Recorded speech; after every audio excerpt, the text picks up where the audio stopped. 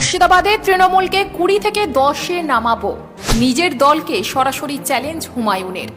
এবার কি তাহলে দুধেল গাইদের লাথি খাবার পালা মমতার? ফের রাজনৈতিক ভূমিকম্প মুর্শিদাবাদে। দলনেত্রীর পর এবার দলকে প্রকাশ্যে চ্যালেঞ্জ ছুঁড়ে দিলেন ভরতপুরের তৃণমূল বিধায়ক হুমায়ুন কবির। গত সপ্তাহে মুখ্যমন্ত্রী মমতা বন্দ্যোপাধ্যায় ও বিরোধী দলনেতা শুভেন্দু অধিকারীকে একসাথে কটাক্ষ করেছিলেন তিনি। এবার সরাসরি নিজের দলের নেতৃত্বকেই আক্রমণ শানালেন হুমায়ুন। ভাইফোঁটার এক অনুষ্ঠানে দলের বিরুদ্ধে ক্ষোভ উগরে হুমায়ুন বলেন, 2023 সাল থেকে বলছি দুজন ব্লক সভাপতিকে সরান, চিঠি দিয়েছি, অনুরোধ করেছি, কিন্তু কেউ শুনল না। এখানেই থামেননি ভরতপুরের বিধায়ক। এরপর তিনি সরাসরি অভিযোগ তুলে বলেন যে যারা বালির ঘাট থেকে তোলাবাজি করছে, পুলিশের সঙ্গে ভাগ বসাচ্ছে, তারা এখন নেতা হয়ে বসে আছে। বালির ব্যবসায় দুর্নীতির অভিযোগে হুমায়ুন বলেন, এক লরি বালি যেখানে 40,000-এ পাওয়ার কথা, আজ লাগছে 50,000। কেন? এই অন্যায় আমি মেনে নেব না। হুমায়ুন এদিন আরো বলেন যে দলের ভেতর চোর ছ্যাঁচড়ামো চলছে, যারা ক্যান্টিনে মাল বিক্রি করে তারা নেতা সেজে বসেছে।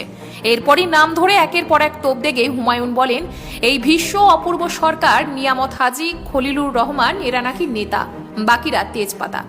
তরকারিতে দিলে গন্ধ আসে, কিন্তু খাবার নয়।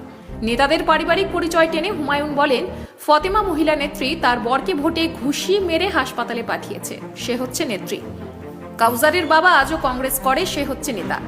এরপরে হুমকির সুরে হুমায়ুন বলেন, আমাকে যদি অসম্মান করো, আমি 2টো সিটে দাঁড়াবো, জিতে দেখাবো কার সঙ্গে মানুষ আছে।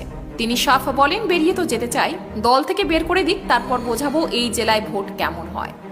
দলের শীর্ষ নেতৃত্বকে উদ্দেশ্য করে হুমায়ুন হুঁশিয়ারি দিয়ে বলেন যে আমাকে দল থেকে বের করে দেখাক না, মুর্শিদাবাদে আসন সংখ্যা 20 থেকে 10-এ নামাবো। তিনি আরো বলেন যে 2021 সালে 22টি আসনের মধ্যে আমরা 20টিতে জিতেছিলাম, দিদি তো ছিলেনই, সঙ্গে আমিও ছিলাম। সবশেষে তিনি স্পষ্ট জানিয়ে দেন, এই জেলায় তৃণমূলের প্রধান কাণ্ডারি তিনি। ভরতপুরের বিধায়কের এই মন্তব্য ঘিরে দলে শুরু হয়েছে তীব্র অশান্তি।